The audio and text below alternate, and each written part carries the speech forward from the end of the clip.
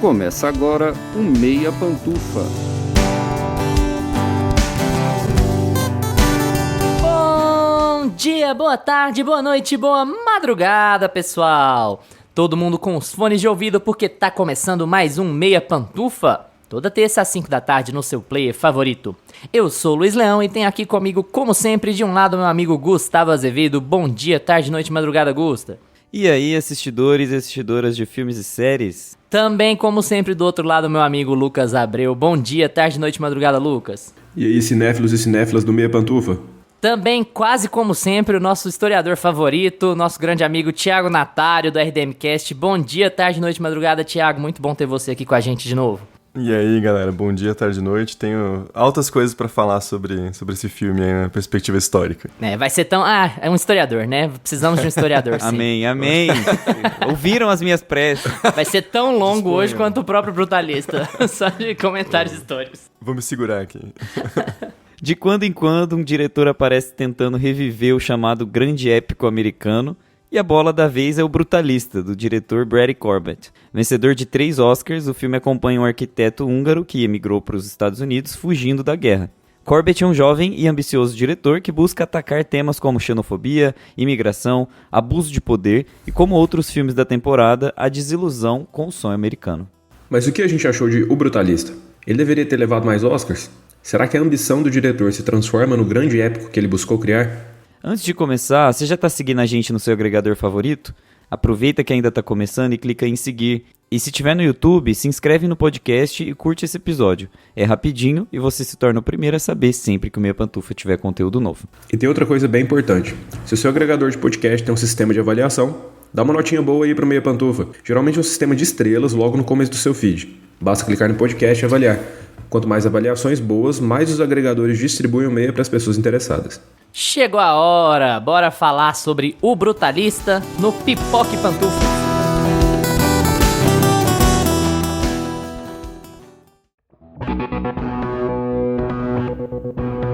Pipoque Pantufas.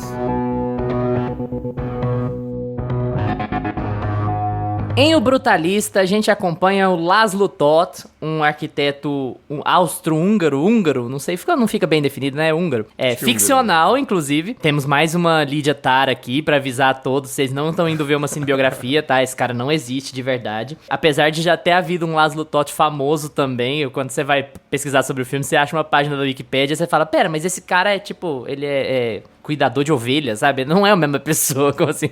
O filme tomou muitas liberdades criativas, assim, o mesmo cara. Enfim, o Laszlo tá fugido da guerra, ele consegue emigrar para os Estados Unidos. Ele era um arquiteto até bem conceituado na Hungria, algumas construções já famosas, mas vai para os Estados Unidos com uma na frente e outra atrás, né? Fugido da guerra, numa barca apertada e claustrofóbica. Chega em Nova York, fica pouco tempo em Nova York e depois migra para Filadélfia para poder trabalhar com o primo e a esposa dele. A jornada dele vai se encaminhando a partir daí. O filme basicamente vai falar sobre a relação do Laszlo com um WASP, né, um americano...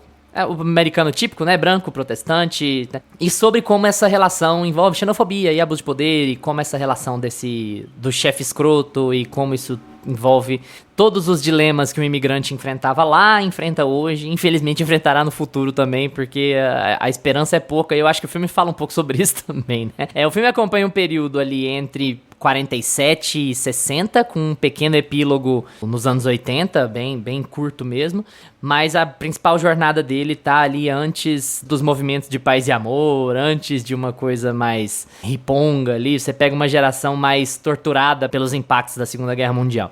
Bom, como é de costume aqui, a gente joga o Thiago na fogueira pra dar o tom do programa. Thiago, você começa falando aí sobre O Brutalista. Eu só queria te dar um gancho pra falar também, você vai falar sobre o filme, claro, mas existe uma relação muito curiosa entre os principais críticos que eu acompanho e tal, que é uma relação de ame e odeio com esse filme, assim. Eu achei ela muito curiosa, muito interessante. Eu não imaginava que o filme fosse despertar esse tipo de relação, mas ele despertou. Tem muita gente que eu gosto muito que adorou o filme, tem muita gente que eu gosto muito que detestou o filme, detestou mesmo, assim. Eu já sei de que lado da balança você tá, mas fala pro pessoal aí e aborda um pouco esse tema também. Eu prometo demorar menos que o discurso do Adrien Brody nos Oscars, né? A gente vai subir a vinheta em cima de você, sem enrolar Vocês demais. me cuidem aí, por gentileza. Daí eu falo Mas ele é acostumado a vir. Se a gente subir a vinheta, ele vai falar, gente, eu já sei como funciona. Exato. Se não é, né, meu primeiro rodeio, né? Calma aí, galera. Eu tô do lado que amou, assim. Eu acho que tem várias razões pra isso, tanto cinematográficas quanto aí puxando pro lado da história mesmo, assim. Eu vejo muito subtexto no filme, que talvez pode ser voz da minha cabeça, bem possível, mas eu acho que não, assim. A minha visão é bem clara, assim, no sentido de ser um filme... Ele é esse épico americano que você citou, mas é quase uma inversão, assim, né? Ele parece meio uma sátira em certos pontos, assim. Eu acho que, pra mim, é muito chave pensar em 3 filmes de épocas diferentes, mas que têm a mesma pegada. O primeiro Era Uma Vez na América, do Sérgio Leone, que é, assim, um épico absurdo ali sobre história de máfia, mas também de imigração, né? Ele tem um pouco essas duas pegadas. A versão do diretor, né? Que tem, tipo, 4 horas, assim. Então, pra quem achou Brutalista longo... Também acho muito parecido com Sangue Negro, do Paul Thomas Anderson, que é basicamente a criação do capitalismo e a sua aliança com o protestantismo nos Estados Unidos, né? Eu acho genial. E um pouco mais recente, que é aquele The Immigrant, do James Gray, que acho que em português ficou Era Uma Vez em Nova York, alguma parada assim. Que também é essa história de imigração que é pra ser super, né, gloriosa e acaba sendo uma tragédia atrás da outra, né? E eu vejo o Brutalista muito nessa chave, assim. A gente vai, né, falando ao longo do episódio, não quero monopolizar muito no começo, mas pra mim ele explora muito bem toda a podridão dos Estados Unidos pós-Segunda Guerra, assim, toda a hipocrisia gigantesca e em vários fatores, assim, o personagem do Harrison Van Buren ele é uma metáfora praticamente, né, por isso que eu penso muito no Sangue Negro, assim, o personagem do Daniel Day-Lewis é também essa metáfora, né, então eu vejo muito nesse sentido, e eu acho que a forma como o filme abre é genial, assim, né, com a sobrinha dele lá, a Zofia, sendo interrogada lá no pós-guerra, né? Então aquela coisa de não teve uma libertação fácil nem gloriosa, né? Da Europa, né? De nenhum sentido. Mas também quando ele chega nos Estados Unidos é aquela coisa, né? Aquele navio sujo, barulhento. E eu acho até proposital o jeito como o diretor filma, que ele poderia muito bem estar num campo de concentração, assim, ele podia estar numa câmara de gás, assim, sem você ver nada de ambiente externo, né, é a mesma sensação, assim. E aí quando ele sai e tem aquela visão invertida da Estátua da Liberdade, aquilo pra mim cara, eu boto o meme do Scorsese, né, This is cinema. This is cinema. Eu acho aquilo genial, assim, dá o tom muito bem do filme. Então eu tô no campo que amei o Brutalista, vou defender até a morte. Gusta, e aí, fala um pouquinho sobre a sua experiência com Brutalista também. Então, eu achei que o filme ia ser um pouco maior do que me alertaram, sabe? Eu fiquei com a impressão de que fizeram muito fuzuê em cima da duração desse filme, e ele é, tipo, super assistível, assim, as pessoas me colocaram tanto medo. Nossa, intermission vai ser, assim, nossa, muito problemático, você não vai conseguir segurar, você vai dormir na sala de cinema, sabe? Gente, calma, é só um filme grande. E eu fui um pouco com esse medo, assim, que tava todo mundo meio nessa pegada, assim, eu não sei porquê. E eu achei o filme super rápido, dinâmico, eu acho que ele é muito bem dividido, eu gosto muito do começo dele, ele começa também com aqueles vídeos instrucionais ali da propaganda norte-americana no pós-guerra, que inclusive foi tema do meu TCC, isso. Aquelas propagandas que eles faziam a contradição entre o povo americano que estava recebendo imigrantes e pessoas de diferentes lugares, essa construção da identidade vinda da imigração, versus o oposto, né, que é o perigo comunista que começa a bater na porta, que tem uma identidade um pouco mais fechada e não aceita o novo e não aceita o diferente, e tá aí a construção também da hipocrisia, né, que o Thiago levanta aí toda essa questão.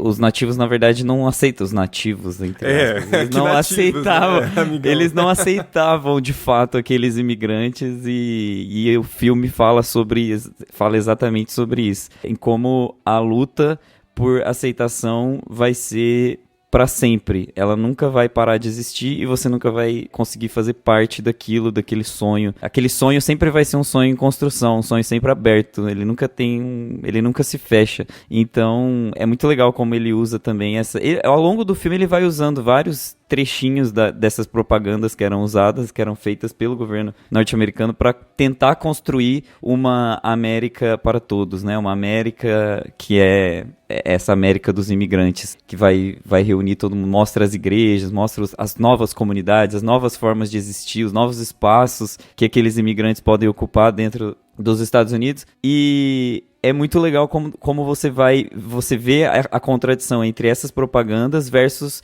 a vida soturna que o nosso protagonista vai ter, porque é só sofrimento, ele não descansa, né? Ele não tem aquele alívio. Parece que pro espectador, a gente fica o filme todo esperando que alguma coisa tire esse peso, né, uma redenção, no sentido de, cara, ele já sofreu o suficiente, será que não é possível ele ter um pouco de paz, né? E o filme constrói essa imagem de que não vai ser possível e de que a única forma de tirar dele um pouco desse sofrimento é por meio da arte que ele tem, né? Da forma com que ele enxerga os lugares, os espaços e de como ele vai moldar isso pro chefe dele ali, né? Uhum. Pro chefe abusador dele.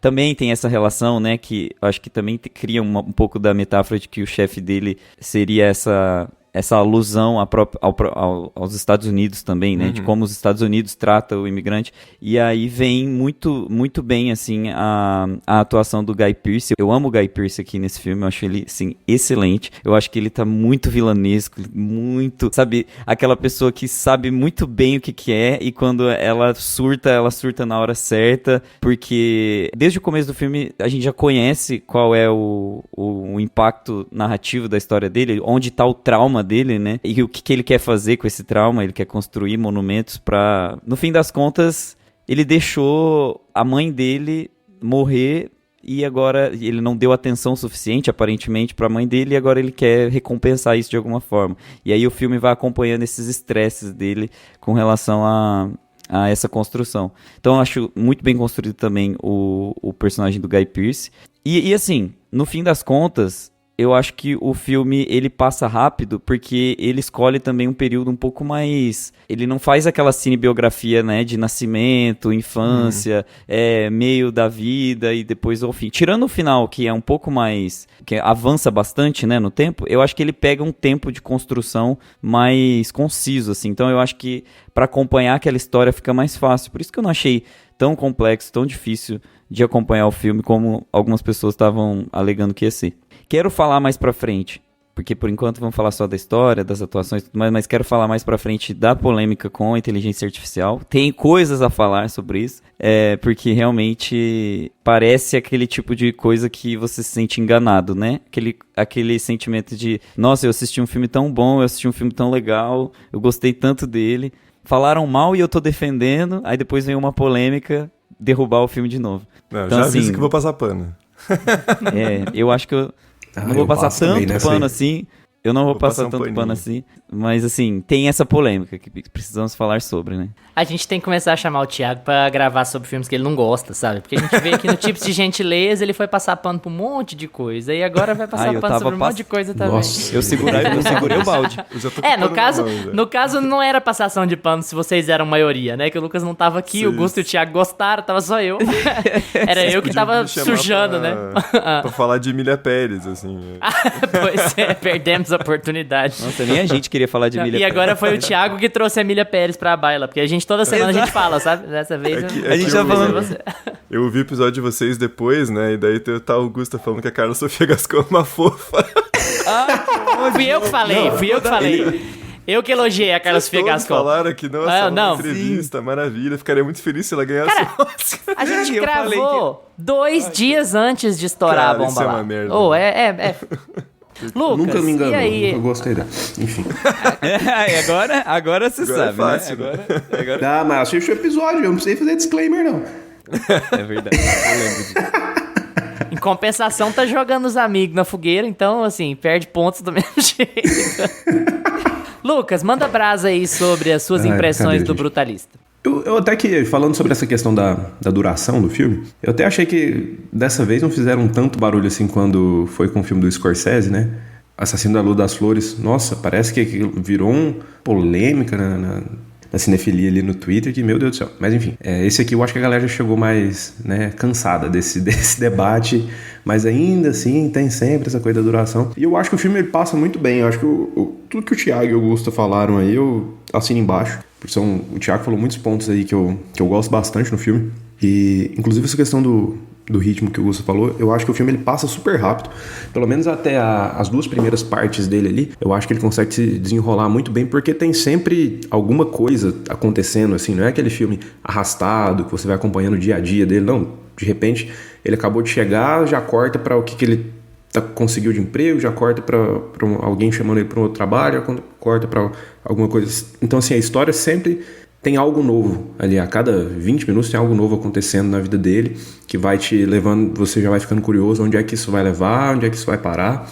E eu gosto muito de como ele chega ali no início do filme, né, desse plano da Estátua da Liberdade, de cabeça para baixo. O diretor já dá... E eu achei que eles iam muito mais nessa... Porque tudo que você lê sobre o filme fala sobre essa desconstrução do sonho americano, né? Então a gente já vai esperando que não vai dar muito certo para ele as coisas ali. Mas eu achei que o diretor iria optar por usar só de recursos técnicos para mostrar isso pra gente e na história, né? Mas é um filme muito metafórico mesmo, assim, como o Thiago falou, comparando até com Sangue Negro, que foi... Eu ia trazer aqui também, mas ele já trouxe. Enfim, ele faz essa metáfora muito através dos personagens também, né? O personagem do Guy Pearce, cara, ele é como se fosse os Estados Unidos e o capitalismo engolindo cada vez mais, devorando os sonhos e a vida daquele imigrante que chegou ali para tentar a vida. Nossa, sou americano, vai dar tudo certo agora, esse país me acolheu. Opa, vem cá, não vai ser simples assim não. E eu gosto de como ele incorpora isso nos personagens, e eu fui percebendo isso ao longo da trama. Então eu gosto muito de como ele vai incorporando isso, e vai crescendo essa relação ali entre os dois, entre o personagem do Adrien Brody e do Guy Pearce. E, cara, você não tem um respiro, né, nesse filme, tipo, é sofrimento atrás de sofrimento. E aí eu acho que a gente pode chegar num ponto que eu acho que eles dão uma exagerada, e a gente vai chegar mais lá pro final, que eu acho que eles perdem um pouco a mão nessa questão metafórica aí, mas... E tem um ponto no filme, uma virada importante, que eu acho até um tanto anticlimática, mas no geral eu gosto bastante do filme. Eu gostei de todas as escolhas assim que eles têm, desde como eles vão filmando tudo, e ele usa... E não é aquela coisa de, beleza, aqueles planos abertos dos prédios são lindos, que eles tem planos muito bonitos aqui para mostrar realmente o brutalismo e tudo mais, mas quando ele escolhe vir com a câmera manual, aquele momento dele chegando ali, encontrando com o primo dele, eu acho todas as escolhas assim de câmera muito boas, porque quando ele quer te aproximar ali dos personagens, quando ele quer te deixar mais distante, te deixar com uma visão mais grandiosa das coisas ali, tudo isso funciona. Mas eu acho que eles... No começo eu até passei um paninho pra isso, mas eu acho que ao longo da trama eles têm alguns momentos pontuais que eles colocam muito não que ele não seja, me entenda bem, não que o Adrien Brody não seja uma vítima aqui, não que o Laszlo não seja uma vítima aqui nesse filme, que ele acaba sendo, é uma vítima de todo o sistema ali, mas tem hora que eles colocam tipo assim, ele tá indo no cabaré trair a esposa porque levaram ele, coitado, ele não queria fazer isso. Então, sabe, eu acho que tem umas coisinhas assim. Né? Fred Mercury fazendo a putaria porque tá morto e os outros ficam sentados no sofá tomando vinho, nem vinho, né, tomando a Coca-Cola. Então, assim, tem uns pontinhos que você fala, não, cara, pera lá, também não é um santo, né, nossa, porque... E assim, tem algumas coisinhas, tanto em relação à droga, à traição com a esposa, e mais pro final eu acho que eles elevam isso e fazem uma coisa ali que eu não gosto tanto, mas que ainda vai, não estraga o filme assim, a gente pode falar disso mais no final. Mas no geral eu gosto muito do filme, eu gosto muito do ritmo, de como tudo vai se desenrolando, gosto dessa desconstrução do sonho americano que eles fazem, tanto desde das escolhas técnicas de como filmar e de como contar essa história, até incorporar isso, né, metaforicamente com os personagens. E cara, o Guy Pearce, o Augusto falou, o Guy Pearce tá muito bem nesse filme, cara. Eu acho que ele chama mais atenção até que o Adrien Brody pra mim, porque, não sei, a gente já... Acho que eu não tava tão familiarizado assim com o Guy Pearce, sabe? Sei lá, a última vez que eu lembro de ver ele lá no filme do Nolan, pô. Vai que é Memento, não, pelo amor de Deus. É Memento. Eu fiquei com amnésia. Homem de Ferro 3. Homem de Ferro 2. Homem de Ferro 3. Ele tem ele lá. Eu acho que foi a última vez que eu vi ele, de verdade. Eu não lembro. Se eu vi, eu não lembro em outro filme, assim. Então, me surpreendeu, assim. O Adrian Brody, você vai assistir uns Wes Anderson da vida, ele aparece e tal. Me surpreendeu mais a atuação dele. E o personagem dele, cara, é aquela coisa que eu gosto muito, que ele é um passivo-agressivo, que você vai esquecendo que ele é um cuzão em certo momento do filme. Porque você conhece ele como um babaca, e aí, de repente, fala, ele vem, ele se desculpa com o Laszlo. Não, vem cá, vou te ajudar e tudo mais. E aí é aquele momento do filme que você fala, não, pera lá, isso aí foi uma primeira impressão errada que eles tiveram. Agora a gente vai ter o filme num momento que as coisas vão dar certo pro Laszlo, mas como eu tô vendo uma desconstrução do sonho americano, em algum momento vai dar errado de novo. Mas você pelo menos fica tranquilo e espera e fala, não, agora as coisas vão dar certo pra esse cara um tempinho aqui, pelo menos. E não, não dá muito certo também. Mas eu gosto de como eles trazem esse personagem de volta, porque a gente conhece ele ali como um babaca, de repente ele vem ajudando e tudo, e você vai conhecendo ele mais e vendo o diálogo dos dois ali, a relação dos dois crescendo, e você se acostuma com ele, fala, tá, beleza, esse cara parece que ele é até gente boa. E eu gosto disso que ele, pelo menos ele conseguiu me enganar, assim, em vários pontos até. Ele voltar e falar, opa, puxar o tapete de novo e falar, não, lembra do que esse personagem é capaz? Então eu gosto muito disso no personagem do Guy Pearce. E eu acho que funciona muito essa relação dos dois, como isso vai crescendo ao longo da trama, sabe? E no geral, cara, eu gostei bastante. Tem alguns probleminhas mais pontuais com a terceira parte do filme, que a gente pode falar depois. A gente abre um ato assim, depois do intermission do episódio, a gente abre problemas. Aí eu fico quieto. Olha. Essas 3 horas e 34 dele de duração, elas contam uns 15 minutos? Conta, né? Acho que não. Conta porque o arquivo que caiu do caminhão que eu vi tem 3 horas e 20. Ele dá sem intermission. A intermission é de 1 minuto. Ah, tá. Eles jogam a intermission, eles tiram. É só tá em casa, vai no banheiro e volta. Bom, eu também tenho bastantes coisas a falar sobre esse filme, assim, vai ser meio fluxo de consciência aqui, já peço perdão aos espectadores, porque eu acho que ele acaba tentando abarcar muitos tópicos, assim, ele acaba tentando construir uma grande figura do que é esse imigrante húngaro bem-sucedido, bem educado, em termos de educação formal, com reconhecimento artístico, tendo que recomeçar a vida do zero, longe da família, num país distante, que se vende como a terra da oportunidade. Só esse conceito, ele já vai te abrir várias coisas. Quando você acrescenta a ascendência judia dele, já vai abrir outras coisas. Quando você acrescenta a abordagem do filme sobre sionismo, já acrescenta outras coisas. Quando você põe a relação da esposa dele, uma mulher nos anos 50, que tem também uma formação e fala o idioma fluentemente, muito melhor do que muito nativo. Nativo, aqui de novo tô usando o termo nativo, né?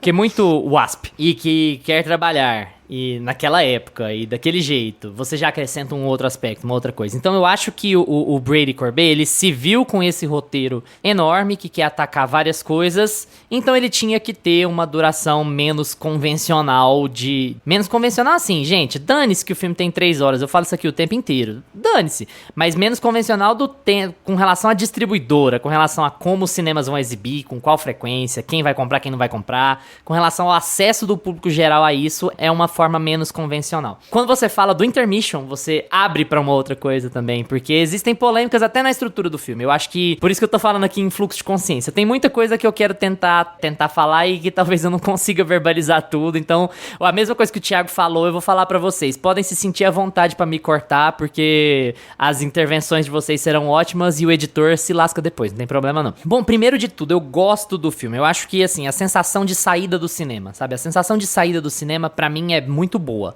Eu gosto muito da experiência que ele deu, assim. Eu queria começar falando sobre o intermission, porque até isso deu polêmica nas críticas, e eu acho bem-vindo, mas eu acho também uma estratégia de marketing. Eu acho que também empurrou as pessoas a prestar atenção no filme de uma outra maneira. O Brady Corbet tá evocando os grandes clássicos, é isso que ele tá fazendo ao colocar o intermission no filme dele. Ele tá fazendo uma linha de homenagem a esse grande cinema, é mais um jeito de ele falar, olha, sou um diretor ambicioso que quer trazer um movimento mais clássico pro cinema americano de volta. Ele tem uma sanha meio assim, o cara é meio um autor americano, mas é meio um autor europeu, ele é meio... O filme anda um pouco por essa linha, sabe? Dessas referências do diretor, no caso, não do filme. As referências que ele tem, elas são meio mescladas entre esse grande clássico americano e um cinema mais europeu, mais direto, mais naturalista em determinado aspecto, assim, né? Mas vou contar uma história aqui. Eu acho que a própria fotografia também é... Dá pra falar que o Brady Corbet é um cara arrogante, né? Sem dizer que isso tem a falar positivamente ou negativamente pro filme. Ele tem uma perspectiva megalomaníaca e arrogante pra produção do filme dele. Eu acho que isso tá nessa emulação dos grandes clássicos, nessa ideia do intermission. Tá no VistaVision, que tava há 80 anos sem ser usado num longa-metragem, sabe? Não tem isso tudo, não. Tava uns 60 anos sem ser usado num longa-metragem.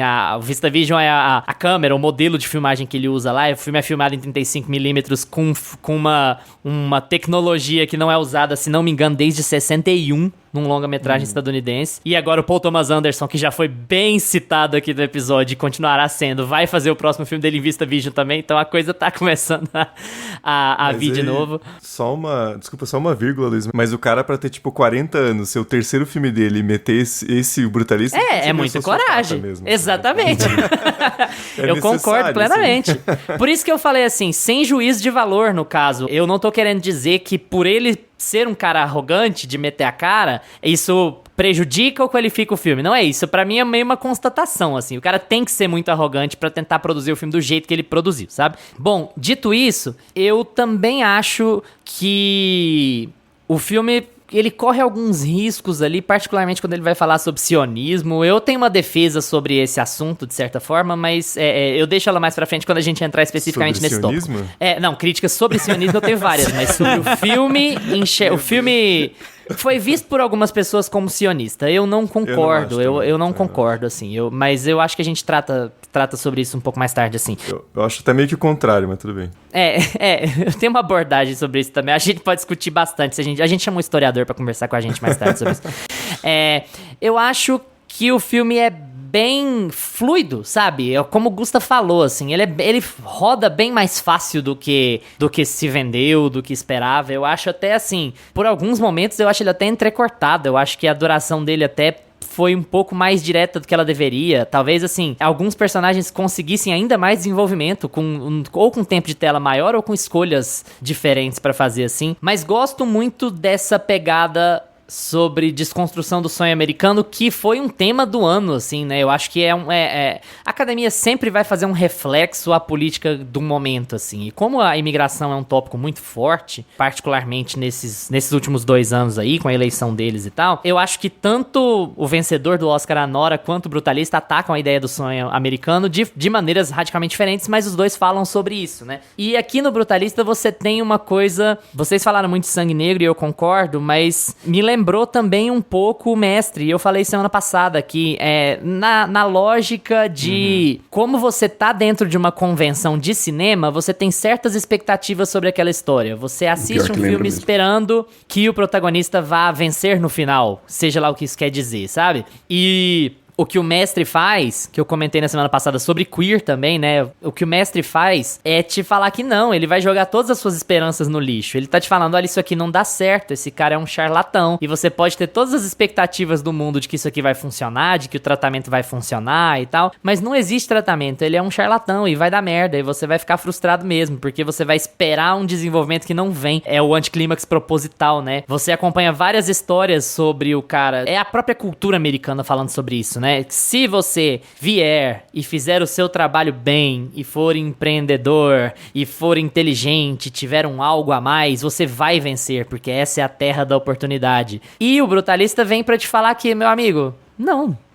é assim que vai acontecer. Tem 900 mil barreiras contra o seu progresso, contra a sua vitória. Seja essa vitória financeira, pessoal, de status, o que quer que seja, assim. Então o Brutalista vai falar muito sobre como isso não existe, sabe? Como isso, na verdade, é a exceção da exceção da exceção da exceção. Você pega um cara que é famoso na Europa, que tem reconhecimento artístico, que estudou talvez na escola de arte mais tradicional da Europa, ou uma das, sem sombra de dúvida. E ele vai chegar aqui, e o fato de ele não falar inglês direito, e de ele estar maltrapilho, vai ser muito mais importante e relevante do que os talentos dele, ou a capacidade dele, ou a educação dele. Então, assim, o filme pega muito pesado nisso, e eu acho isso muito positivo, é uma das coisas que eu gosto bastante nele. Né? Mas tem uma forma de vencer no sonho americano, né? Que é o que o primo dele faz, né? Eu acho um personagem muito fundamental, assim, é bem no se apagar, né? Ali, né? É assimilação, pura e simples, né? Ele, Nossa, total. a loja dele chama Miller, e o nome dele não tá Miller and com isso, Sons, né? né? Miller and Ele não Sons, tem que ele não filho e não chama Miller. Ele casa com uma mulher católica ou protestante, não lembro agora, acho que católica, e se converte. Católica.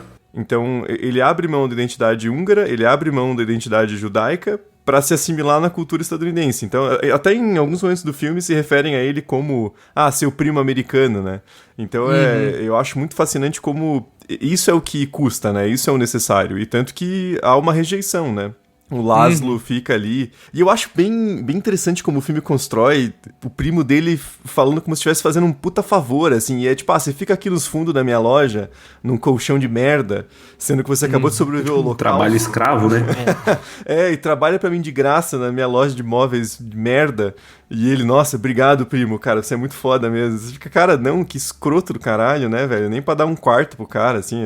Eu acho toda essa primeira parte do filme muito importante pra construção posterior, né? Porque já te dá aquela porrada, assim, de... Não vai ser essa história de redenção do sonho imigrante que você tá imaginando, né? Esse cara vai só se fuder porque mesmo a comunidade dele ali, supostamente, já...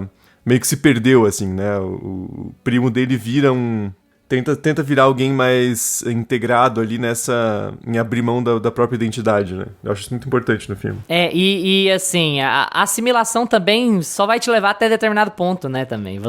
Existe uma questão... O filme não fala sobre isso, não é o ponto, mas assim, a assimilação também é uma armadilha. Ela vai te levar só até determinado aspecto. Se você quiser levar uma vidinha básica ali, você tem uma renda básica, você vai ter uma família básica com seus filhos, tem uma renda razoável, você vai vender ali numa cidadezinha pequena, a assimilação vai te ajudar bastante. Só que a ambição não é para estrangeiros, a ambição não é para quem não fala a língua bem, a ambição não é para quem não tem os hábitos dos seus pares, a ambição não é para quem não tem determinada família, determinado crescimento.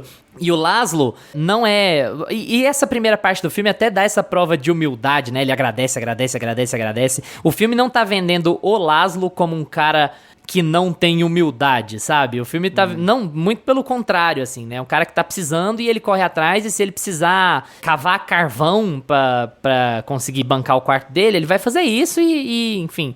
Ele não é um cara que fica, pelo menos não verbalmente, se martirizando sobre o que ele perdeu. Ele fala, olha, eu tenho que começar do zero, eu vou começar do zero, e é isso aí, eu não sei onde isso vai me levar, mas é meu trabalho e tal. E isso é muito importante pra entender que o que ele faz durante o filme não é confrontar o que é visto como ideal americano. Ele só mantém os dele. É só isso. Ele quer respeitar a menora, ele quer ir na sinagoga, ele quer manter a religião dele, ele não quer aprimorar o inglês dele, ele não faz a menor questão de aprimorar o inglês dele, ele não quer mudar o sobrenome dele, ele só quer ser quem ele é. É assim, ele não tá desafiando ninguém. Tanto que a oportunidade que ele teria de desafiar alguém, num filme mais tradicional, seria, por exemplo, se recusar a enfiar uma capela no meio do prédio do cara. Brigar sobre ter uma capela no meio da grande obra dele. E ele não tá nem aí pra isso. É tipo assim, não, é a minha oportunidade, é o que eu vou construir, é o que vocês querem, eu vou fazer uma capela. Ele não gosta muito, tudo não, do né, meu jeito, mas eu vou fazer. É lógico que ele não gosta. É lógico que ele não gosta, mas ele não compra uma briga, entende? É muito bom a cara dele, não. Ele não gosta, e no meu entender ele não gosta, não é especificamente porque é uma capela. Ele entende o papel dele de pessoa que tá num lugar diferente. Ele não gosta porque o cara tá querendo enfiar 4 prédios dentro de um só, sem ter a menor ideia de como fazer isso, porque é um maluco que não tem nenhum talento, mas que quer, enfim, construir um prédio mega fálico lá, sabe? Então, beleza, você quer fazer uma caralhada de coisa aqui, porque você quer vender um legado do qual você não faz parte, na verdade, que você só chegou com dinheiro, que você não embutiu nada aqui, tá bom. Se é o que eu preciso pra construir meus prédios, pra fazer pela arte, ou o que quer que seja assim, pela arte, mas pelas finanças, pra trazer minha esposa pra cá de volta, minha família, então é isso aí, sabe? Não, só um comentário breve, mas essa parte é muito importante, porque ele até fala pro Harrison, né? Mas não é um centro comunitário, não é pra pessoas, todas as pessoas participarem, o que você vai meter uma capela? E daí ele fala, não, foda-se, é aquela coisa de uma imposição de uma certa identidade, né? Não é inclusivo, é aquela coisa, ou você se assimila e vai na capela rezar, ou você vai ser visto para sempre como o estrangeiro, né? Porque tem essa questão também, né? Rola uma hipocrisia gigante, assim, que a gente acaba consumindo o produto cultural dos Estados Unidos e acaba comprando, né? De que o pós-guerra é essa coisa, eles receberam de braços abertos os imigrantes, principalmente os judeus, e é a coisa mais mentirosa do mundo, assim. O que mais tinha nos Estados Unidos era antissemitismo, né? Na verdade, assim, racismo de maneira geral, né? Porque o Harrison também é extremamente racista, né? Ele chama os italianos de quase assim, os chicanos da Europa, né? Uma coisa medonha. Ele usa um termo terrível, assim mesmo. Não, um cara extremamente racista, e o que é uma representação muito, muito correta, assim, porque a figura do Harrison, beleza, ele enriqueceu produzindo armamento para os aliados. Mas ideologicamente, ele e o Partido Nazista estão ali, né? Assim, claro! Carne, né? Esse que é o ponto, assim. A sociedade dos Estados Unidos dos anos 20, 30, 40 é extremamente racista. Os projetos de eugenia eram muito mais fortes nos Estados Unidos do que na Alemanha nazista, assim. O Partido Nazista, na verdade, teve vários aprendizados com os Estados Unidos, né? Com a segregação racial, enfim. Então, eu acho... O filme expõe isso muito bem, né? Aquela cena na comunidade é fantástica, e a solução dele é muito boa, né? Porque a galera tá, tipo, sendo super escrota, né? Ou como é que um judeu vai fazer o nosso centro comunitário? E aí o que ele faz é, tipo, parece que ele trouxe um isqueiro pra um bando de homem das cavernas, assim, né? Ele fala assim, e aí vai incidir a luz aqui na cruz e vai formar um negócio no altar, e a galera... Uau!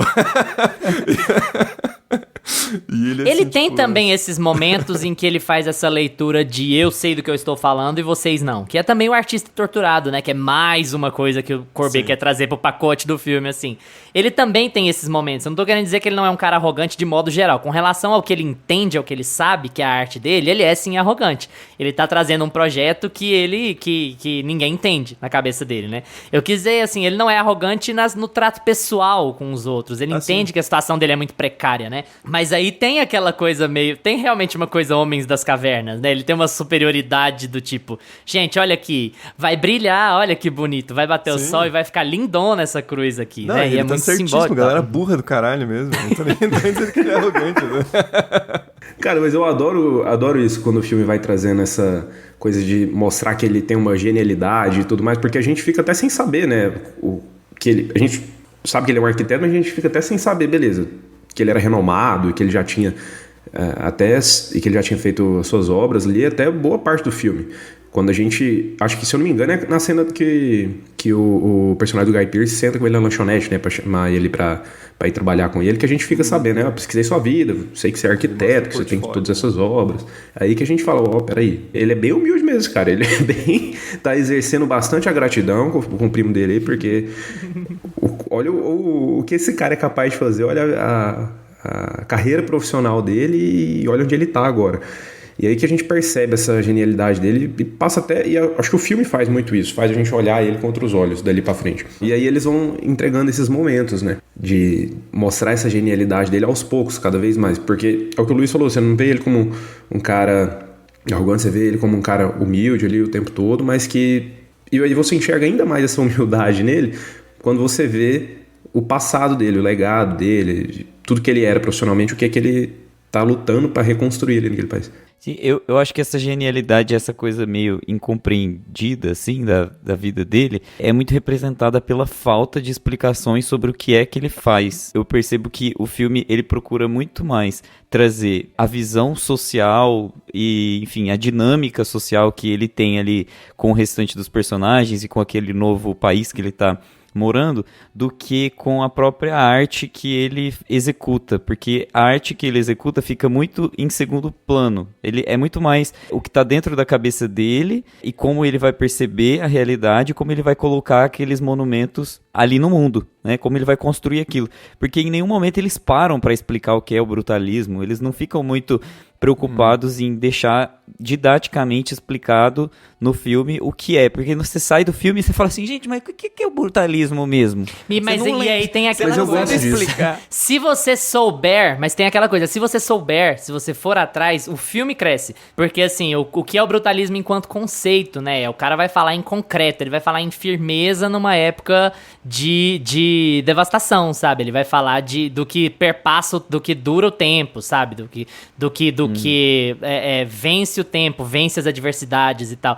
E ele tá numa situação que é o oposto do que ele pensa, do que ele representa. Eu acho que vai por essa linha. Sim, complementa, né? É tipo, a falta de explicação no filme acaba trazendo camadas também pro filme, porque tá no modo dele enxergar as coisas. Em alguns momentos ele fala, ele olha e fala assim, não, eu tô aqui nessa construção e ela apenas é. Assim, e é isso, uma fala já explica tudo, conceitualmente, o que é o brutalismo. A gente vai precisar de um arquiteto, desculpa, mas Barbie profissões aqui no Meia Pantufa, a gente vai precisar. Vamos chamar um arquiteto. Não, mas eu acho isso até bom no filme, porque aí o Thiago me corrige aí, historiador, porque eu acho assim, na época não se chamava de brutalismo ainda, né? Uma coisa, acho que esse é um tipo de movimento que chega lá na frente, você olha pra trás e fala, não, esse movimento aqui foi definido como o brutalismo. Esse estilo aqui, arquitetônico, foi definido como brutalismo. Na hora que tá acontecendo, que aquilo ali tá surgindo, acho que não teria o nome em si, né? Então eu acho até legal, porque senão vai ficar uma coisa muito didáticazinha, assim, e até fora de contexto. Podia ter uma cena do Guy Pearce falando, né? Tipo assim... Eu quero obras brutalistas, tal qual estão sendo usadas aqui na Europa. Exatamente. Isso é muito brutalista. Eles falaram o título do filme. Mas você sabe o que é engraçado? Rapidinho, Thiago, antes de você complementar. É só porque é sobre esse assunto aí. Eu sei que vocês falaram como piada, mas o Guy Pearce jamais falaria isso, porque ele não entende. Eu acho que o filme também tá nisso. Ele é um cara que ele não sabe do que ele está falando. Ele é um grande bocó. Ele absorve cultura e educação em volta dos outros, né? Ele absorve cultura e talento. A intenção dele com o Laszlo é absorver o talento do Laszlo pra dizer que ele fez alguma coisa. Ele quer absorver o talento do Laszlo pra criar a própria consolidação, a própria figura. Ele é uma pessoa, é um cara que é rico e sem talento e que quer absorver talentos alheios pra tratar como eles, pra ser um cara de alta classe e tal. Ele quer tratar assim, esse cara, esse cachorro de rua, esse vira-lata, ele tem um talento que eu não tenho. Então, na pior cena do filme, inclusive, ele verbaliza isso, é assim, cara, você tem tanto potencial, e tem aquela coisa daquela inveja do tipo assim, você, essa criatura suja, inferior, tem uma coisa que eu não tenho, como as coisas são injustas, sabe?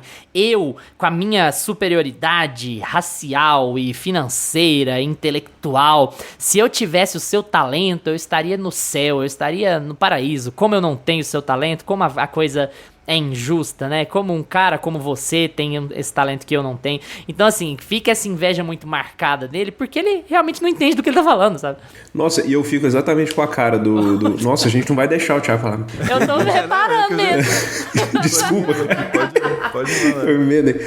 Não, porque eu lembrei muito da cara que o Laszlo faz toda vez que ele fala assim pra ele, nossa, eu acho os nossos diálogos intelectualmente estimulantes. Nossa, esse porco, né? Essa porta desse homem. Mas é porque ele só tem dinheiro, né? Eu acho que isso, de novo, aí é a representação perfeita do espírito dos Estados Unidos, né? Ele tem dinheiro e é isso, assim. E ele faz a fortuna dele vendendo arma pra guerra que destruiu o país do Laszlo, né? Também tem esse fator. Porque, beleza, né? Ele tá vendendo armamento pros aliados. Mas, assim, também os Estados Unidos entram na guerra por conveniência, né? Espera ser atacado pelo Japão em dezembro de 41, já 2 anos depois do começo da guerra, e vai entrar, de fato, no fronte europeu em 43, assim, 42, 43. Então... E não fez nada também. Vamos jogar real, né? Quem derrotou a Alemanha nazista é a União Soviética, né? Por favor, vamos parar com essa palhaçada. Você já viu, assim. Thiago, eu não sei se da última vez que você teve aqui eu falei sobre aquela pesquisa. Existe uma pesquisa francesa, conduzida na França, inclusive, sobre a percepção das pessoas sobre a Segunda Guerra. Sobre quem venceu a Segunda Guerra. É uma entrevista... Então, a entrevista que foi conduzida, a primeira vez foi em 46, eu acho, e aí eles foram fazendo periodicamente, né? Sei lá, de 6 anos, de 7 em 7 anos. Em 46, a percepção de 90% dos franceses era de que os soviéticos tinham ganhado a Segunda Guerra Mundial. Em 2007, sei lá, era o extremo oposto. 87% das pessoas achavam que eram os Estados Unidos. Então tem também a máquina de propaganda, né? O filme também tá falando sobre isso. Né? A propaganda mais efetiva é aquela que você não percebe que é propaganda, né? Esse que é o rolê, assim. Você assiste o Resgate do Soldado Ryan, porra, filmaço. Mas você fica com a impressão que, cara, os Estados Unidos ganharam a guerra sozinho, no braço ali, na Normandia. E... Mano, foda-se o dia D, na real, cara. É importante pra França, não é tão importante assim. Enfim, eu tô já devagando. Mas... Eu ia falar... Vê quem tava em Berlim, qual bandeira que tava no prédio em Berlim, porra, depois a gente conversa, né? Mas eu ia falar uma questão, eu acho até que o filme tem uma certa conotação de que o Laszlo em si, ele tem uma percepção um pouco mais socialista, assim, porque até em dado momento eles falam, né, que a comunidade tá meio nervosa com a origem dele, mas também com os posicionamentos políticos, né? E ele fala pro Harrison, quando ele explica qual que é o apelo da arquitetura para ele fala sobre a construção de um espaço comunal, né, sobre a construção de um espaço em que as pessoas possam ir e se encontrar, assim, né, e ter essa percepção de uma comunidade e tal.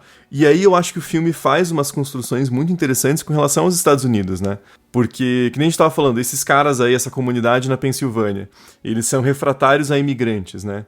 Todo mundo ali é imigrante, cara. Esse que é a maior hipocrisia, né? Vocês não são nativo americano, cara. Vocês são todos imigrantes, assim. Essa que é a... E claro que tem exemplos até mais claros, né? O Trump com a esposa dele, que é imigrante. O J.D. Vance com a esposa dele, que é imigrante. E os caras sendo anti-imigração, assim, né? É a piada pronta, né? Mas ali no filme fica muito bem explicitado. Porque você fica, cara, vocês não têm conexão nenhuma com esse território. E aí, Luiz, eu acho que... Eu concordo com você. Eu acho que o filme não faz uma crítica explícita ao sionismo, porque ele dá uma segurada, assim, acho que ele tem medo de ir até lá. Mas nas entrelinhas, eu também vejo uma percepção crítica, que é uma questão, assim, de... Vocês não têm conexão com essa terra. E aí eu acho que um contraste muito bom é aquela cena na Itália. Eu acho muito chave pro filme, aquela sequência toda na Itália. É o Horácio, né, o cara que é o cara que mexe com mármore lá, e ele é um partisano, né, ele lutou contra a Itália fascista, o cara é anarquista, e a conexão que ele tem com a terra ali, com toda aquela ancestralidade, é uma coisa que o Harrison nunca vai entender. Assim, é uma coisa que o Laszlo conhece, porque, né, a Hungria, né, os húngaros, é um pertencimento com relação ao território, que os Estados Unidos nunca vão ter, né? Nunca, assim. Eles podem tentar de qualquer jeito, eles podem fazer o que eles quiserem em termos de propaganda, de coisa que é algo que falta completamente, assim, né? E quando eles falam de Israel, eu também sinto esse tom de crítica, assim, o próprio Laszlo fala, né? Mas essa não é a nossa terra, né?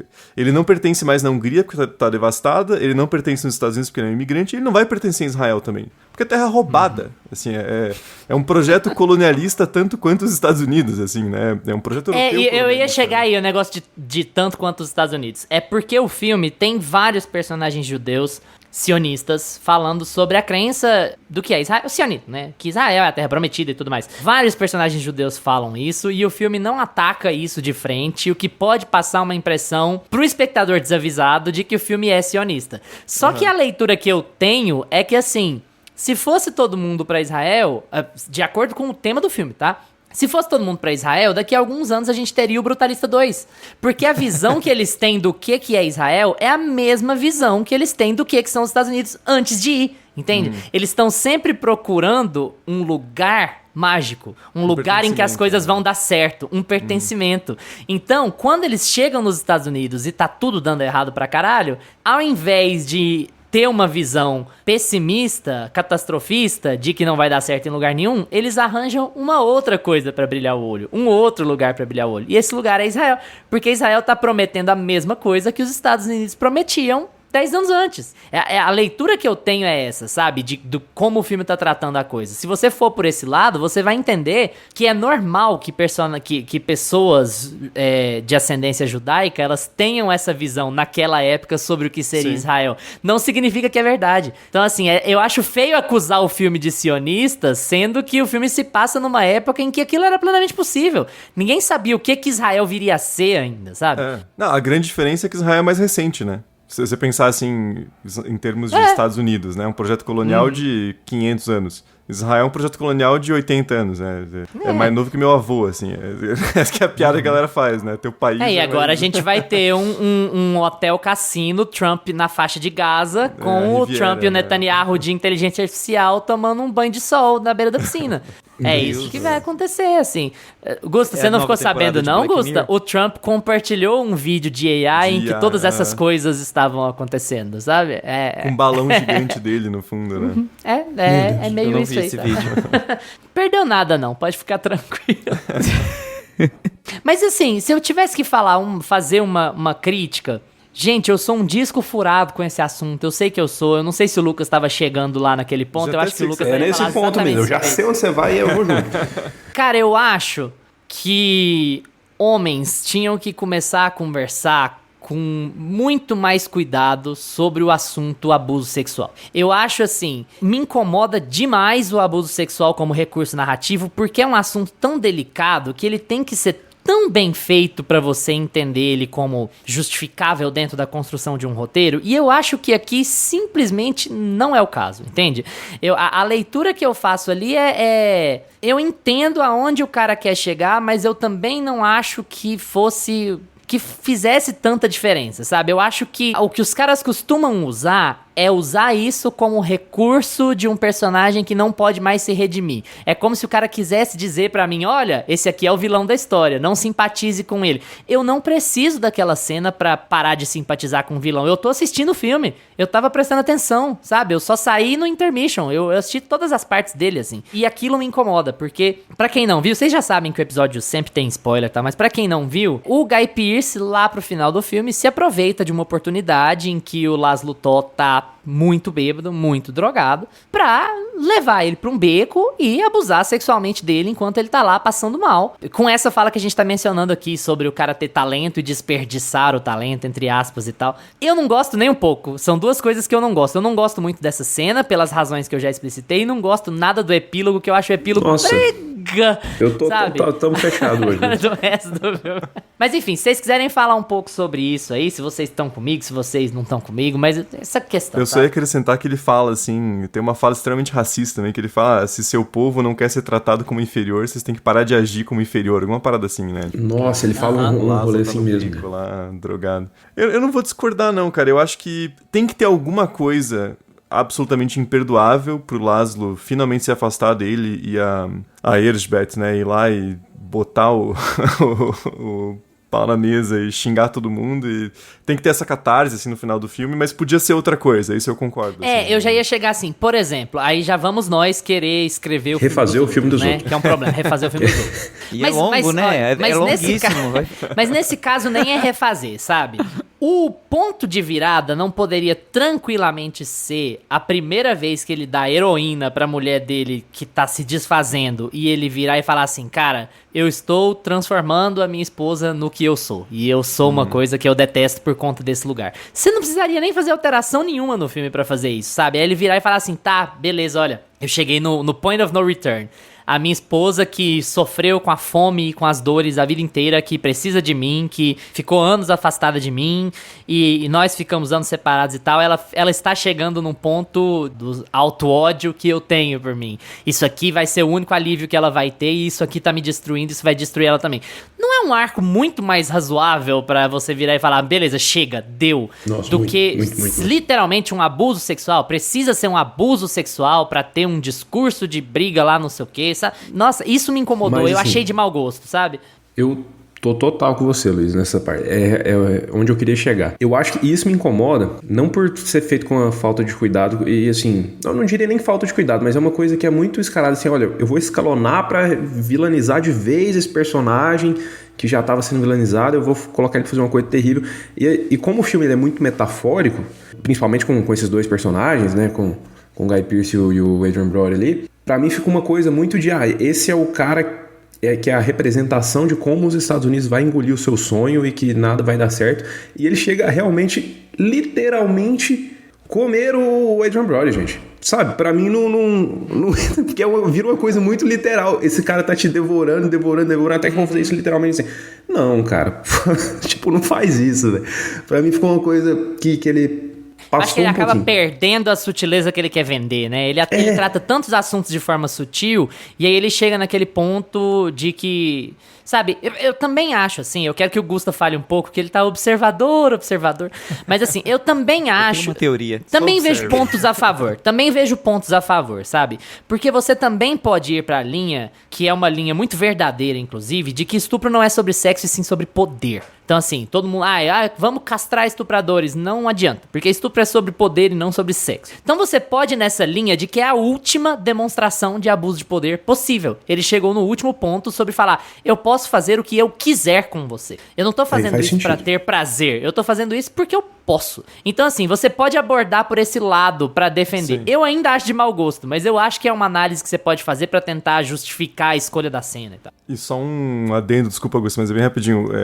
Assim, o que teve de casos recentes de estupros de prisioneiros palestinos em prisões israelenses é um absurdo, assim. E não é de agora, né? Não é depois do 7 de outubro, é, assim, de décadas, né? Então, não acho que o filme esteja fazendo uma referência explícita a isso, longe disso, mas tem um paralelo possível de ser feito. Talvez também, bom, a minha teoria, e porque eu não fiquei tão chateado com essa cena, bom, eu fiquei chateado com a cena, porque ela é uma Nossa, cena dá ruim, raiva. assim, né, tipo, no filme ela tem esse papel de fazer você ficar chateado, mas assim, eu não acho que ela precisaria sair do filme, ou que precisaria ser feito de outra forma, porque no fim das contas, essa literalidade é um pouco do pano de fundo do filme, né? Essa coisa do brutalismo, do é o que é. O fato de você ter uma história crua e de você ter uma forma de mostrar o mundo como ele é, talvez seja justamente o ponto. Talvez seja o ponto de que era sempre isso, sabe? Sempre foi sobre isso. Sempre foi sobre a realidade como ela é e sobre o que esse cara tá disposto a fazer pra chegar onde ele vai chegar, ou pra não chegar onde ele vai chegar, porque ele já chegou, digamos assim, ele já tem tudo, mas pra mostrar quem ele é, pra sair daquele lugar de possível... ele se sente inferior, né? Ele se sente inferior, tanto é que ele verbaliza isso enquanto a cena tá acontecendo. Então, talvez seja um pouco o propósito mesmo do filme, mostrar que as coisas são o que são. Eu acho que o uso de drogas também é muito intensificado no final do filme para mostrar isso também, para mostrar que o uso de drogas é uso de drogas e ponto final, não tem justificativa, não tem como você mostrar o pré e não tem como você trazer uma redenção. Então é o que é, aquilo é autodestrutivo por si só. Então a cena de estupro também ela é autodestrutiva por si só, assim como a América é doente porque ela é doente. Então talvez acaba reforçando um pouco do apelo do filme, de que esse apelo pessimista do filme, de que não tem lugar, não existe lugar para ir, não tem o que fazer, não existe forma de ter redenção. E eu gosto do epílogo também por causa disso, porque o epílogo mostra a falência. Ele é um epílogo, porque assim, lá no começo o Luiz falou sobre Tar, e como o epílogo de Tar, assim, é maravilhoso. É extraordinário, né? Eu amo o epílogo de Tar. É genial. Mas, assim, é genial. Mas talvez essa obviedade do brutalista faça muito sentido para o brutalista, sabe? Talvez várias cinebiografias já fizeram essas obviedades e em algumas cinebiografias fica tech, assim, fica aquela coisa meio, nossa, você usou o recurso, mas talvez aqui seja justamente o motivo, talvez seja justamente o ponto que ele quer alcançar, que é tudo muito horrível mesmo, é tudo muito desolador e não Mas existe você acha que o paz epílogo é pro condizente imigrante. com esse argumento? Porque eu acho ele Eu vou tão defender brega o Augusto blasé, aqui. assim, eu acho que o Não, epílogo ele é justamente o contrário. O epílogo vem de uma Estamos ideia dois de que o contra cara dois. achou lugar. O epílogo Mas tem uma porque ideia ele tipo tá assim, de que o cara achou morrendo, lugar. Luiz. Esse que é o ponto. Ó, duas coisas aqui. Tô junto com o Gusto, ainda bem que tá bem dividido aqui o StreamYard, ele está do meu lado. ficou certinho aqui na trincheira. Dois pontos. Primeiro, eu acho que a questão do estupro faz uma conexão com o filho do Harrison, que é um predador sexual, assim, isso fica muito óbvio no Sim, filme, né? Ele fica vai óbvio. atrás da Zofia de um jeito amedrontador, assim. Porque o Harrison pai, né? Ele tem essa coisa de, meu filho, desculpe meu filho é um bruto, né? Querendo se vender de culto, né? Porque ele tem uma biblioteca de livros que ele nunca leu e porque ele é um acumulador de vinho, basicamente. Aquela cena é muito ótima também, né? Muito capitalista aquilo, né? Eu quis comprar todos os vinhos que eu poderia beber até o fim da vida, né? E daí a Elizabeth falou, se você beber tudo isso, você vai morrer bem antes, né? Fique tranquilo, né? O epílogo eu acho interessante porque eu também concordo com o Gusta que ele expõe essa questão do não pertencimento, porque o Laszlo tá claramente debilitado, assim. Ele não consegue falar no discurso. Quem fala é a sobrinha, né? E, assim, eu vejo a sobrinha não, acho que é a filha da sobrinha até, né? Enfim. Mas eu vejo essa questão de ele vai ter esse reconhecimento, ele vai ter essa explicação e a galera fala, né, meio quase póstumamente, né, de que ele fez aquilo pensando na sobrevivência dos campos e tal, sendo que ele tá meio que fora do quadro, assim, né, porque ele tá completamente debilitado. Então, eu entendo mais esse sentido de o reconhecimento vem quando a figura do indivíduo tá removida, né, quando ele em si tá praticamente morto, que é a implicação. Oppenheimer, né? Aí ele tem... É um pouco isso, assim, o cara já não tá mais ali, então o legado dele talvez fique, mas é aquela coisa do... Por que não valorizou em vida, né, filha da puta, assim, tem que esperar o cara morrer, porque em vida ele é um imigrante judeu fudido, né? Pois é. Essa que é a pegada, Você assim, falar agora me lembrou de Oppenheimer, que é a mesma coisa, é a medalha, né? Eu vou te dar uma medalha e reconhecer os seus serviços e falar do bem que você fez pra nação, depois que você deixa de ser uma figura política relevante, ou que você deixa de ser, sabe, uma ameaça. Não incomoda mais, entendeu? Esse que é o ponto. Exatamente. Por isso que eu defendo. Então, eu não acho de todo ruim o epílogo, porque geralmente é isso que acontece com muito artista, né, gente? Sim, então, lá no fim da vida, ou depois que morre, vai ter uma exposição reconhecendo o cara e, né, sendo que durante a vida dele a obra dele não foi reconhecida. Então, tanto a cena de estupro quanto o epílogo são coisas condizentes, né, com o que acontece realmente. Mas eu acho que, voltando ali pra cena, essa cena fica muito deslocada do filme. Ao mesmo tempo que foi uma cena que me fez dar mais raiva ainda do Guy Pearce, e eu não vejo a solução que o Luiz deu me dando tanta raiva assim pra ter aquele final que a gente teve, sabe? Então assim, eu acho que é um recurso que sim, funciona pra gente odiar que aquilo ali aconteça e escalonar o nosso ódio ali pelo vilão do filme. Nesse ponto narrativamente funciona, mas não sei, cara, não tenho outra solução, mas eu acho que fica deslocado. Me incomoda porque é fácil. Me incomoda fica porque deslocado é fácil. do filme, você eu não acho. Você não constrói o ódio pelo personagem quando você faz isso, porque é uma ação irremediável dentro do cinema. Mas é muito surpreendente, por outro lado, por serem dois homens, que é uma coisa que o cinema também. quase nunca faz, assim. Então, Só que assim, tem uma outra coisa que me incomoda, o quanto aquela revelação desse fato acaba com ele, né? É meio assim... Porque você não ficaram com a sensação, gente, é só uma mulher inferior do ponto de vista deles, que tá acusando ele de uma coisa que ele poderia enterrar facilmente. Tem, tipo assim, só 3 e 4 testemunhas. Ele poderia fazer ela pagar de doido e acabar por ali. Mas aí ele, tipo, morre, ele some. Mas, uai. Ele foi humilhado, né? É que a filha dele acho que é chave nesse sentido, assim, porque ela é construída como essa... O filho dele é um filho da puta igual, mas a filha também é meio que cúmplice até um certo ponto, assim, eu acho que é um ponto de quebra ali, de que ela sabe que o pai dela é meio filho da puta, mas aquilo é demais, assim, porque daí também ela vê o irmão chutando o andador de uma mulher debilitada, assim, né? Eu vejo nesse sentido. Agora, o fato dele sumir, eu também não entendi muito bem o que o filme quis dizer ali, assim, não, ali... Tem que ver porque mais umas passa uma impressão de que ele está consumido pela culpa, sabe? De que, nossa, meu Deus... E, sério? Sabe? A essa altura, o cara vai sumir porque ele tá consumido pela culpa? É aí que você quer chegar? Que é isso, mas acho também bizarro, não tem outra teoria pra oferecer, assim.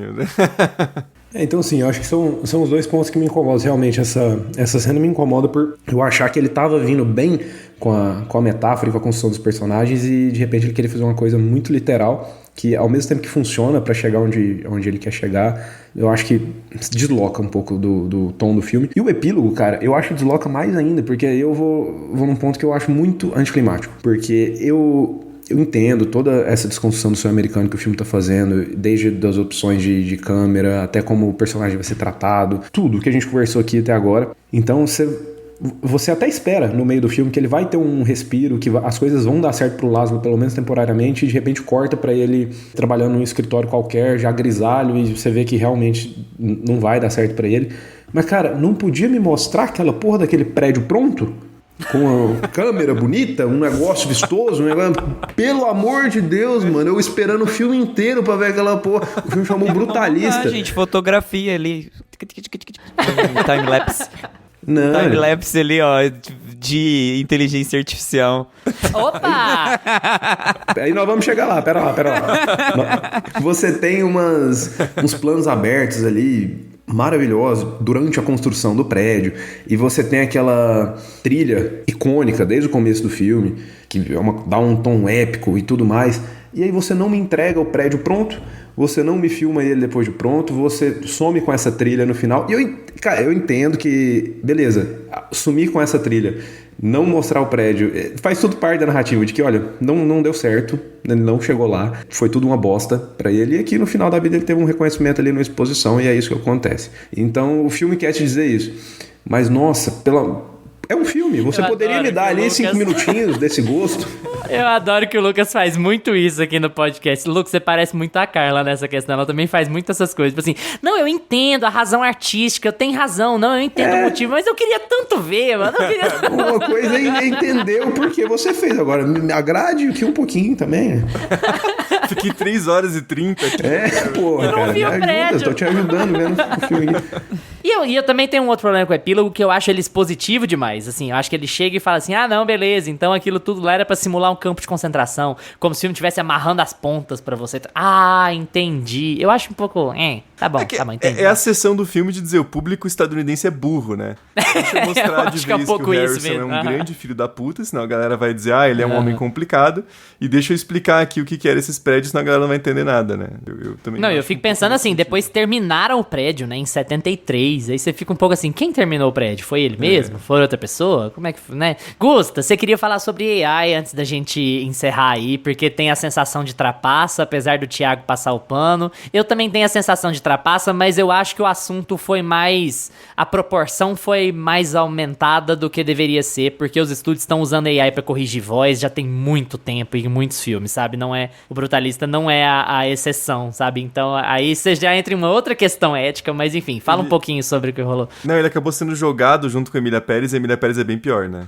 Nesse sentido. Ah, mas também, né? Pelo amor de Deus. Emília Pérez é bem pior nesse e em todos os Estamos outros. há 0 dias sem falar mal de Emília Pérez. É que tem toda essa discussão, assim, sobre os musicais. Nossa, o exemplo desse Oscar, assim, é muito marcante, né? Pra várias... Esse Oscar foi incrível. De incertezas, de polêmicas, de quais são os temas que a gente tem que ficar de olho para os próximos anos. Eu acho que foi, assim, muito, muito importante. E essa questão toda da inteligência artificial trouxe esse tema de volta, porque os musicais, em geral, eles já são vistos como obras muito tratadas por ferramentas de voz, né, e de imagem também, enfim, porque são filmes mais lúdicos, muitas vezes, são filmes que os atores, eles, às vezes, você contrata o ator muito mais pelo carisma e pela atuação dele e pela força de rosto, né, que ele tem, do que necessariamente pelo talento vocal que ele tem, então você precisa fazer alguns ajustes de autotune e tudo mais, aquela coisa meio queixa, pra quem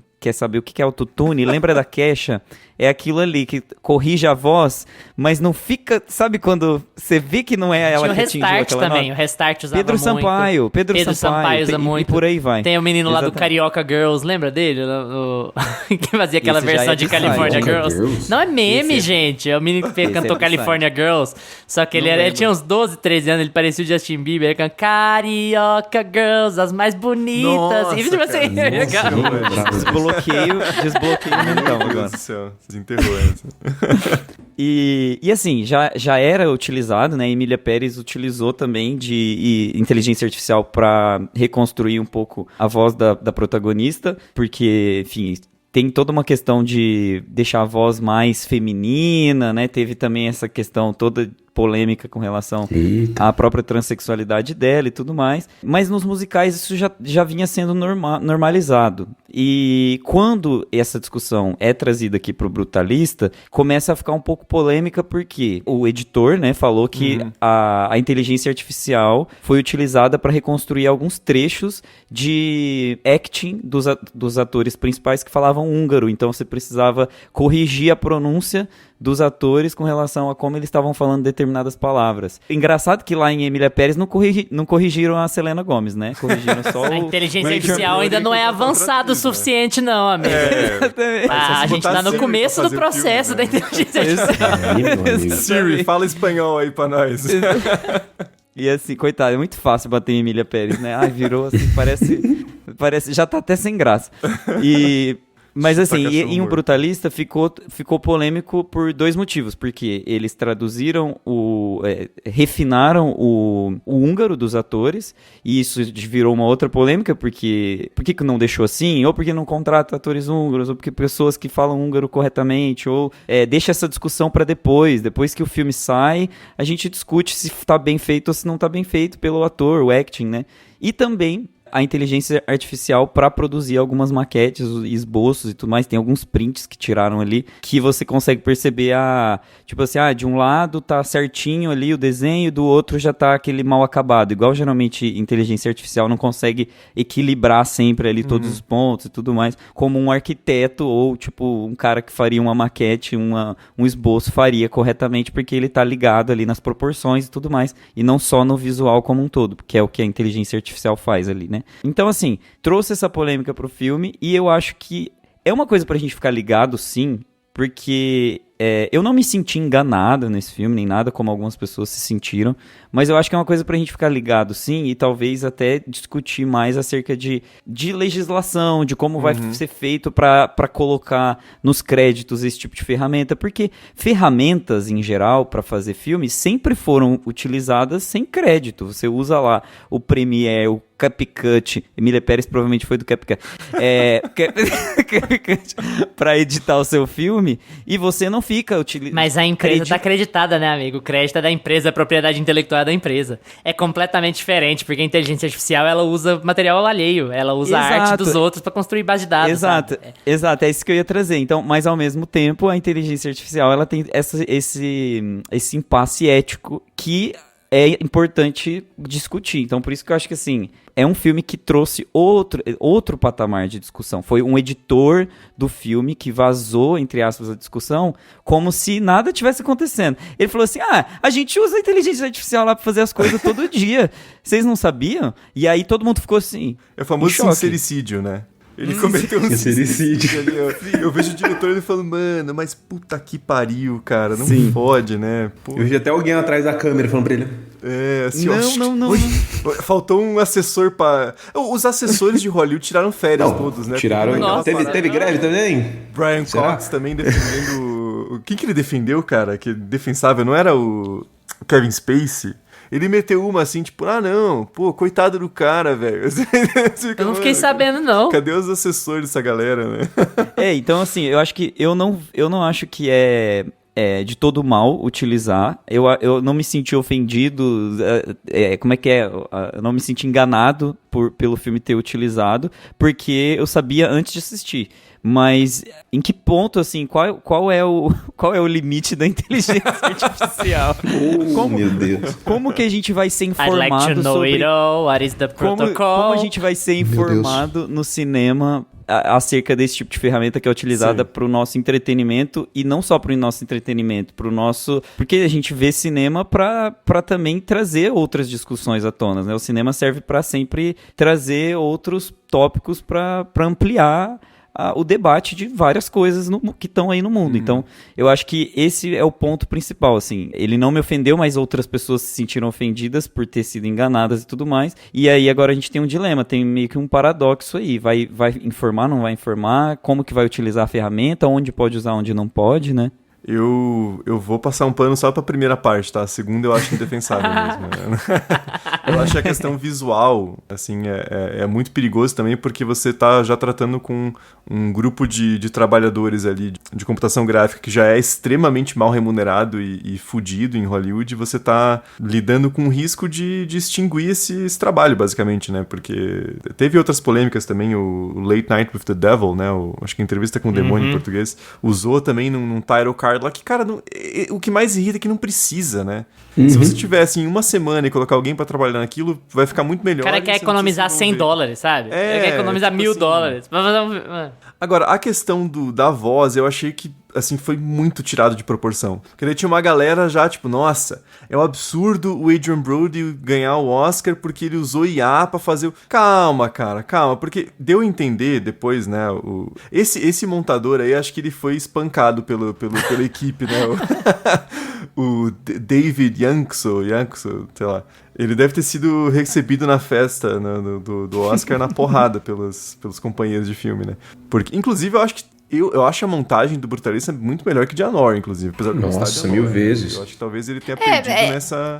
Mas era o prêmio de conclave, pra falar a verdade, né? O de montagem. Era o favorito, assim, e tal. Se bem só que Emília Pérez... É porque a Nora... A gente acabou não discutindo sobre isso, porque a janela do episódio ficou ruim, mas assim, a Nora teve aquela coisa de votei em um, votei em todos, sabe? Votei em a Nora pra uma categoria, votei em a Nora pra todas as categorias, e aí levou até a edição, né? Sabe? Mas eu ia só pontuar que eu acho que a questão da voz ali é muito mais preciosismo de um homem húngaro ver atores que não falam húngaro, que deve ser uma língua fodida de difícil, e o cara fala assim, essa palavra aqui não ficou legal, vou mudar. Eu acho que talvez o diretor não tenha nem pedido pra ele fazer isso, assim, sabe? Então eu acho que é uma coisa que muda se você é húngaro. E não é o caso, assim. Então, eu acho que se eles tivessem feito alguma coisa nas vozes em inglês, aí eu ficaria muito puto, assim. Ia ser uma coisa de realmente, porra, você quer me fuder, né? Foi um preciosismo porque eu não fiquei feliz no negócio do Oscar porque o Adrian Brody é uma pessoa insuportável. Não por causa do personagem ou do sotaque, do não sei o que, mas fora isso. Mas aí o montador, ele deu uma entrevista, só pra eu citar aqui, ele falou pra Vanity Fair. Tem um artigo que... Ele não que ele deu entrevista pra Vanity Fair, ele deu uma entrevista e daí o artigo explica um pouco disso. Ele falou assim, eu inseri, tipo, a minha própria voz pronunciando aquilo e misturando com os atores. Então, eu achei até um pouco de preciosismo e também uma coisa meio... da parte dele, assim, não é nem arrogância, é sei lá, uma coisa de deixar a marca dele no filme também, porque essa galera vai falar húngaro direito, assim. Sei lá, eu acho bem significativo. Tá fazendo o nome dele. Tipo, vou colocar minha marca no filme aqui. É o Milli Vanilli do cinema, sabe? Do brutalista. Mas a questão visual não tem defesa mesmo, aí eu concordo com o Gusto. Cara, eu tô bem com o Thiago aí nessa... Eu tô bem com o Thiago aí nessa conversa, eu acho um exagero essa questão da voz, calma lá. Cara, a gente que não precisa, a gente usa inteligência artificial aí no nosso dia a dia. Já quem trabalha com edição, senta lá, mexe com um monte de software, você acha que já não tá usando há mais de um ano? É lógico que eles estão usando, gente. Às vezes eles não falam. Mas, enfim, eu acho que foi usado da maneira correta, né? Quando a gente fala dessa questão da voz. Beleza, você vai fazer um filme, você vai fazer um tratamento no áudio, você vai editar. E se tem um recurso que vai te ajudar a agilizar e terminar de lapidar aquilo ali um pouquinho, qual que é o problema? Agora, em questões visuais aí também tô totalmente com o Thiago. Pois é porque pra editar o áudio, você vai ter um cara que vai levar uma semana pra fazer aquilo e com um recurso de inteligência artificial ele vai levar algumas horas. Vamos dizer que é assim. Ele agiliza o trabalho. Ok, mas é um cara. Seria um cara nas várias horas, seria um cara agora. Agora, visual é tipo assim, não, eu vou poupar o trabalho aqui de 10, 20, 50 pessoas, eu vou poupar o salário dessa galera aqui pra produzir uma coisa mequetrefe, porque vai só ficar no fundo mesmo. E aí você tá tirando um monte de gente do trabalho. E sempre fica pior. É aí que mora o perigo, né? Eu acho que tem também uma outra questão que eu queria falar, que as implicações que isso pode ter pro que a gente elogia como orçamento reduzido, sabe? Eu vou, de novo, parear Nora e Brutalista. Eu sempre fico feliz pra caralho com filmes baratos, porque significa que tem cinema independente rolando, tem gente fazendo muito com pouco, que tá, sabe... tá na luta ali, sabe, pra tentar produzir cinema, demora muito tempo pra fazer filme, é sempre caro, porque é complicado, é muita filmagem, é muita locação, é muita coisa, assim, então é muito legal ver filme barato sendo reconhecido, como é o caso aqui de Anora, por exemplo, sabe, 6 conto, a campanha foi cara, mas o filme foi, sabe, muito barato. E o Brutalista também usa o argumento de que gastou 10, né? Não gastou menos de 10, alguma coisa assim. Então, uma outra questão pra gente ficar de olho na AI é assim, beleza, que ótimo que o filme foi barato, que o cinema mais barato ainda existe, que nem tudo é blockbuster, não sei o quê. Mas aonde que você tá cortando os custos? Então, tipo assim, o que você tá fazendo? Eticamente, o que você tá fazendo pro seu filme ficar barato? Até que ponto isso aqui é vantajoso? Então, eu acho que é uma outra discussão que a gente pode ter depois, um outro dia, porque é um assunto que rende pra caramba. Eu já conversei muito em off com o Lucas sobre inteligência artificial, outros aspectos, a gente já discutiu muito sobre esse assunto, assim, eu sou um cara que na maior parte dos assuntos eu sou mais contra do que a favor, eu acho que os problemas éticos são enormes e a gente tá só começando a descobrir eles ainda, mas é aquela coisa que hoje eu acho que a discussão tem que ser em como legalizar isso, porque ninguém para progresso porque tem razões éticas pra parar. Infelizmente, isso chama-se capitalismo e é isso aí que vai acontecer. É como que a gente vai mitigar esses efeitos e lidar com isso, né? Mas eu também acho que foi levado muito além do que precisaria ser essa discussão no filme, porque é preciosismo e ela não afeta a performance em geral e não parece estar afetando os empregos que a indústria gera por causa disso, nesse aspecto da pronúncia. Thiago, valeu pela participação, muito obrigado por estar aqui de novo com a gente. Esse é o seu momento, fala do que você você quiser aí. Valeu por topar. O episódio ficou mais curto do que o Brutalista, então a gente já se considera no lucro, Já tá? estamos no lucro. Brigadão. Não, eu que agradeço pela participação. Eu fiquei muito impactado pelo filme, né? Eu assisti e eu assisti, eu não ia nem escrever uma crítica, e daí eu comecei a escrever e eu escrevi, na real, uma mini análise, assim. Então, pra quem tiver interesse, eu escrevi mais alguns pontos ali do que eu falei aqui. Tá no meu site, lá no Story em 35mm. Pesquisar o site, o Brutalista, você acha lá. E expandir um pouco umas questões, porque eu fiquei realmente muito, assim, incomodado, até não incomodado ruim, mas incomodado, tipo, instigado, assim, né? Fiquei tipo Harrison, né? Nossa, que intelectualmente estimulante. Assim. E aí, tô sempre no RDMcast também, toda quinta-feira, né? A gente tá falando sobre lançamentos, filmes um pouco mais antigos, e fizemos o nosso próprio Oscar, né? Falando sobre as premiações voltadas pro cinema de horror, já que o Oscar de verdade, né? Assim, cagou na cabeça de A Substância, né? A gente valoriza. Então, confiram lá que vale a pena.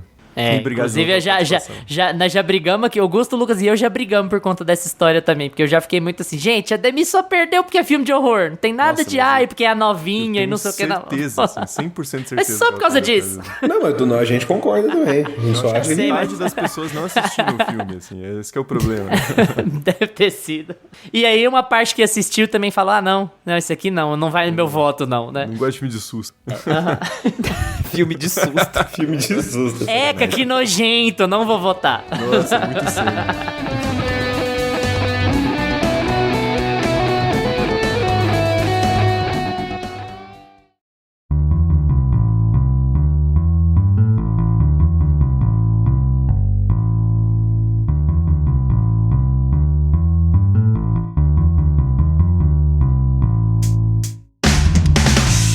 E agora é com vocês. Já assistiram o Brutalista?